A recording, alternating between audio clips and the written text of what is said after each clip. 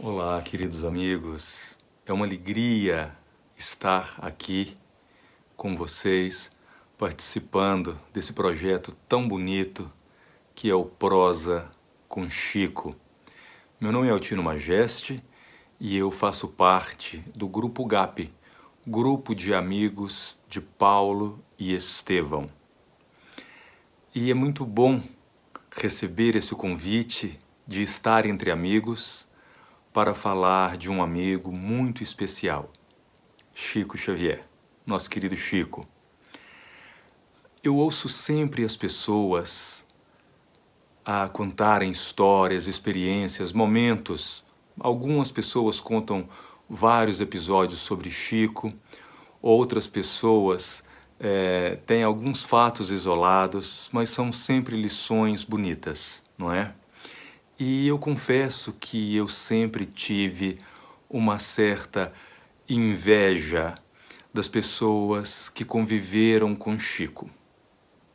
Quando Geraldinho conta as histórias dele, quando John Harley conta, e essas pessoas que tiveram mais um contato com Chico, eu fico sempre pensando por que é que eu não conheci o Chico. Claro que por uma questão geográfica, não é? Eu ainda era muito novo e depois mudei para a Europa também muito novo, então não houve essa possibilidade desse contato físico, de conhecer o Chico em pessoa. Mas a vida é sempre cheia de boas surpresas e toda vez que essa pergunta vinha à minha mente, por que é que eu não conheci o Chico? Por que é que eu não conheci o Chico? Eu lembrei de uma passagem de Paulo, quando os apóstolos, né, os primeiros, levantam dúvidas que se ele realmente poderia ser apóstolo ou não, se ele seria apenas mais um seguidor, e ele responde aos demais, aos que faziam tal pergunta, ele responde: eu sou mais do que vocês, porque eu conheci o Cristo em espírito, ou seja, na sua eternidade, na sua real grandeza. E fazendo uma comparação com isso, eu também conheci o Chico na sua grandeza. Eu conheci o Chico em espírito, através daquilo que ele deixou de mais bonito, que são as suas obras, o seu amor pela literatura, no intuito de ajudar as pessoas, de reerguer as pessoas, de guiar as pessoas através da palavra escrita. Então, eu me dei por satisfeito e muito feliz, porque eu conheci o Chico através da sua obra. E, de uma maneira especial, eu tenho passado os últimos 30, 35 anos estudando muito, pesquisando muito os romances do cristianismo nascente do Chico Xavier e a psicografia do Emmanuel. E isso tem uma presença tão grande na minha vida, além do gosto pela literatura, além dos ensinamentos morais, dos ensinamentos religiosos, tem para mim também uma base acadêmica.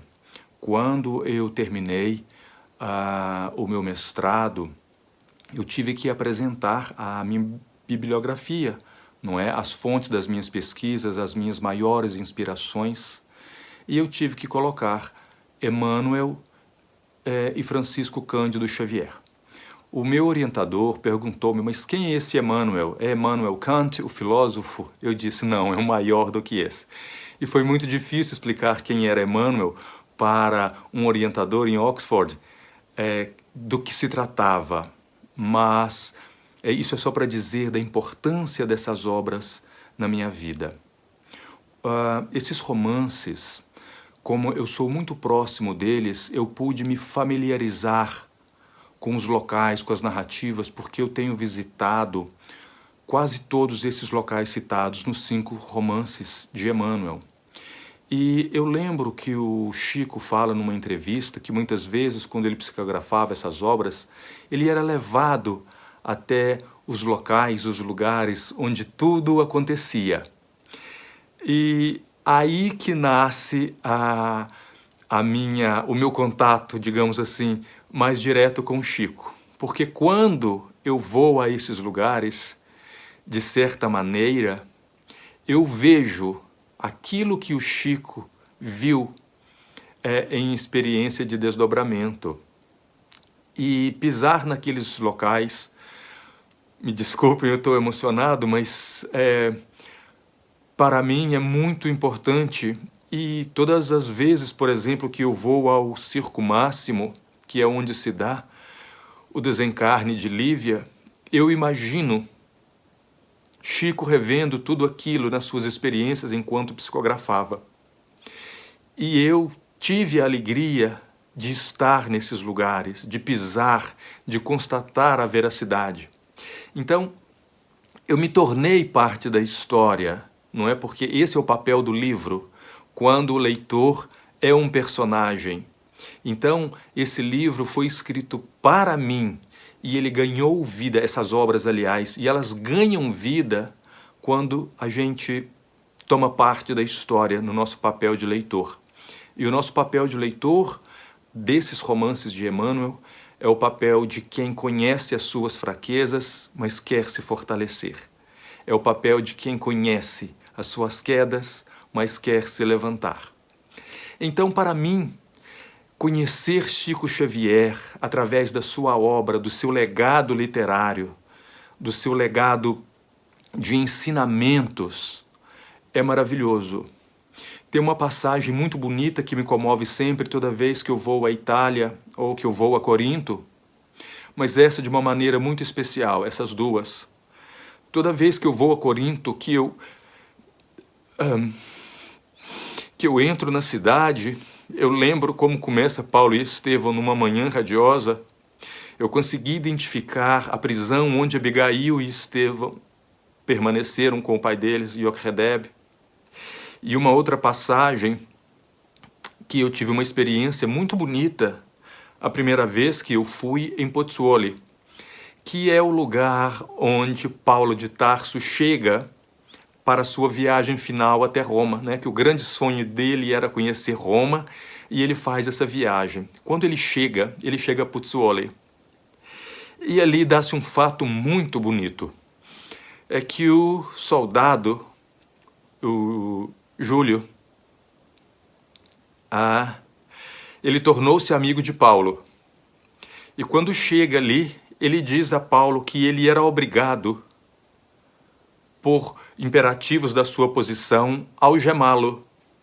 Mas ali há algo maravilhoso, porque ele diz assim: mas quem me dera ser como tu, um prisioneiro do Cristo. E essa passagem é muito significativa porque, embora ele estivesse algemando Paulo de Tarso, ele é que queria se sentir livre em Cristo. E essa lição para nós é maravilhosa porque não importa quantas algemas o mundo nos coloque, não importa quantas prisões o mundo nos encadeie. O importante é que nós tenhamos esse exemplo nessa pequena passagem do soldado Júlio, que quando eu estive em Pozzuoli, digo a vocês, eu me emocionei tanto que eu cheguei a sentir o ruído das algemas. E quando eu parei e olhei um pouquinho para o lado, era como se o Chico estivesse ali, recontando aquela história para mim, não escrita nos livros, mas falando diretamente para mim. Então, meus queridos, vocês desculpem a emoção, mas são mais de 30 anos estudando essas obras e toda vez que eu falo, o meu coração dispara e a emoção toma conta de mim. Porque o livro só é bom assim, quando ele nos toca, quando ele nos comove, quando ele nos envolve, quando ele nos faz caminhar. Então eu fico muito feliz de ter com vocês essa prosa com o Chico, porque eu tenho uma prosa imensa com o Chico. A minha prosa vai pela poesia, vai pelas biografias, por todas as obras que Chico deixou. Então, essa é a minha experiência com Chico, a minha prosa que eu divido com vocês, que veio através de todos os romances. E depois que eu fiz toda a rota das obras, dos romances de Emmanuel, eu tive a oportunidade em 2015 de conhecer finalmente Pedro Leopoldo. E eu fui onde Chico escreveu. Então, para mim, eu fiz a história toda ao contrário, não é? Mas eu tive a oportunidade de ir onde Chico escreveu aquela obra. E quando eu ali cheguei, foi como se eu tivesse conhecido a semente que germinou, essa árvore bela e frondosa, que é toda a obra literária de Chico Xavier. Uma obra de tronco robusto, de galhos fortes e que nos dão frutos de vida eterna. Muito obrigado a vocês pela oportunidade de contar as minhas experiências com Chico e bater essa prosa com vocês. Um beijo no coração de todos. Tchau, tchau.